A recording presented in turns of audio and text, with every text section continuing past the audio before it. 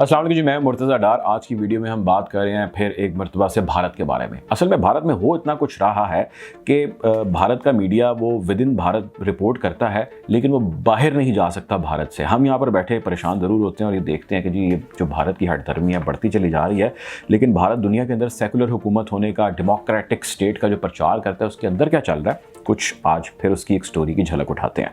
किसानों का एहतजाज, फार्मर प्रोटेस्ट, आपने जिक्र सुना होगा, और ये वो एहतजाज है जो दिल्ली के अंदर जारी है और तकरीबन कोई 2-2.5 माह से ज़्यादा का वक्त हो चुका है। ये एहतजाज चलता आ रहा है, बढ़ता चला जा रहा है। पंजाब और हरियाणा, भारतीय पंजाब और हरियाणा के जो किसान हैं वो सड़कों पे हैं। वो कहते हैं कि भाई हुकूमत की ऐसी की तैसी। इसकी तफसील में अभी जाता हूँ, लेकिन अभी बड़ा होने के हवाले मैं उसकी तरफ जा रहा हूँ। रिपब्लिक डे पर कुछ होना है, वो क्या होना है इसका जिक्र अभी करते हैं। रिपब्लिक डे हर साल की 26 जनवरी को भारत मनाता है। पकड़ा जाने वाला एक शूटर है जिसने शूट करना था लोगों को। वो कौन है, उसकी क्या कहानी है, उसका इतराफ़ क्या है और उसके बाद क्या हुआ, इस हवाले से भी बात करेंगे। गोली मारने के ऑर्डर्स उस शूटर को किसने दिए, इस पर भी आज हम बात करेंगे। रिपब्लिक डे क्या है, किसानों का एहतजाज क्या है, ये शूटर कौन है, किसको मारने का ऑर्डर दिया गया, और रिपब्लिक डे पर क्या मुमकिनात हो सकती हैं और इसका फ़ायदा किसको हो सकता है, इस पर भी आज की वीडियो में हम बात करेंगे। अच्छा, सबसे पहले तो आपको पता चलो कि रिपब्लिक डे है क्या। 1950 में जब भारत ने अपना आइन बना लिया तो उस आइन का ज़ाहिर है उन्हें लगा कि हमारा ब्रिटिश साम्राज्य से जो है वो निजात हमें मिल गई है और अब हम अपने कानून के मुताबिक अपने मुल्क का निज़ाम चला सकेंगे। सो उसी दिन को वो हर साल बड़े पुरतपाक तरीके से मनाते हैं। 26 जनवरी 1950 की याद में इस साल भी 2021 में भी ये दिन मनाया जाएगा। यानी ये वीडियो जब आप देख रहे हैं तो इससे आप अंदाज़ा लगा लीजिए, जब भी 26 जनवरी का दिन है, इस 26 जनवरी के दिन रिपब्लिक डे होगा। अब इस रिपब्लिक डे पर कुछ मसले मसाइल हैं, कुछ तकारीब होती हैं जो वो करते हैं, और उस तकरीब के अंदर वो पूरी दुनिया के आगे, हिंदुओं के आगे, बाकी लोगों का प्रचार करते हैं कि जी हमने बड़ा तीर चलाया, हमने बड़ा अच्छा काम किया और हम तो ऐसे कानून लेके आए और हम वैसे कानून लेके आए। वो कानून क्या है, इस पर फिर कभी वीडियोज़ में हम बात करेंगे, और वह कानून कहाँ पे किस तरह उसका इतलाक़ होता है, इस हवाले से भी इन वीडियोज़ में हम बात करेंगे।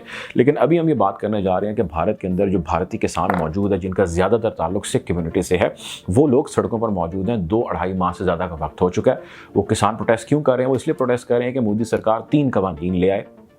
उस 3 बिल्स जो लेके आए, उन बिल्स का मकसद ये था कि उसमें जो वहाँ का मौजूदा किसान है वो पिस जाएगा, उसका जो काम है वो मसख होगा, और जो प्राइवेटाइज्ड कंपनीज़ हैं जो किसानों से गंदम, अनाज वगैरह इस किस्म की चीज़ें लेती हैं, उनकी चांदी हो जाएगी। 3 उन्होंने कवानीन दिए।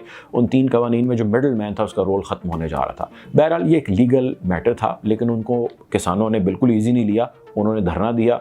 दिल्ली के बाहर हुदूद में वो धरना दिए बैठे हैं। वहाँ पे खाने भी बन रहे हैं, कभी मुसलमानों को खाने बना के दे रहे हैं, वहाँ पे तकरीरें हो रही हैं, रक्स हो रहे हैं, वहाँ पे गिद्दे डल रहे हैं, लुड़ियाँ डल रही हैं। पूरा उन्होंने समा बनाया और एक महफिल जो है वहाँ पर तमाम किसानों की वहाँ पर जारी है। और पंजाबी जिस किस्म के, आपको पता है सिख कम्यूनिटी जो है वो जिस किस्म की शोगल मेला लगा के रखती है और जिस किस्म के जज्बात वो रखती है, आप अंदाज़ा लगा सकते हैं कि दिल्ली के आउटस्कर्ट्स यानी उसके गिरदो नवा में किस किस्म का माहौल होगा। अब इसका प्रेशर हर गुजरते दिन के साथ बढ़ रहा है और बढ़ता चला जा रहा है। Modi is under pressure. कई डायलॉग के जो है वो हो चुके हैं, राउंड्स हो चुके हैं, लेकिन तमाम के तमाम फेल हैं। सिख कहते हैं भाई जब तक आप ये कानून वापस नहीं लेंगे हम यहाँ से नहीं उठेंगे, ये सिखों का कहना है। और मोदी हुकूमत अगर आज वो कानून वापस ले लेती है तो मोदी हुकूमत तो आगे भाई घुटनों पे। उधर के सिखों ने जो मुट्ठी भर है उन्होंने उनको घुटनों पर बिठा दिया।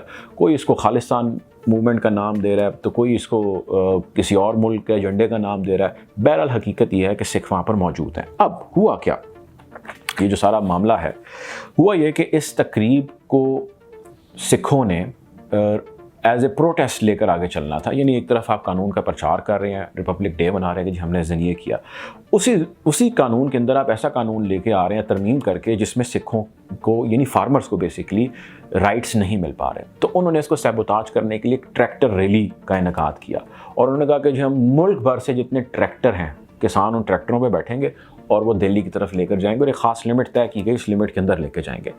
अब जब इस किस्म का मैसेज जाए जिसमें लाखों ट्रैक्टर्स इकट्ठे हों एक शहर के बाहर और हर तरफ से उसको घेरा डाल लें, तो आप इमेजिन करिए कि वो दुनिया भर के अंदर किस किस्म की खबर के तौर पे सामने आएगा।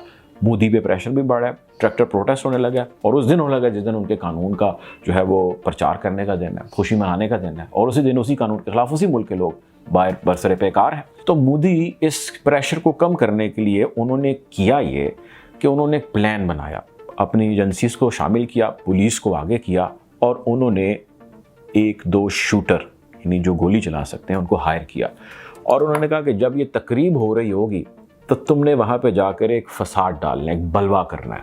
तुमने इन चार उन्होंने जो उनके लीडर्स से उनका नाम दिया, इन 4 लोगों को तुमने जाके गोली मारनी है।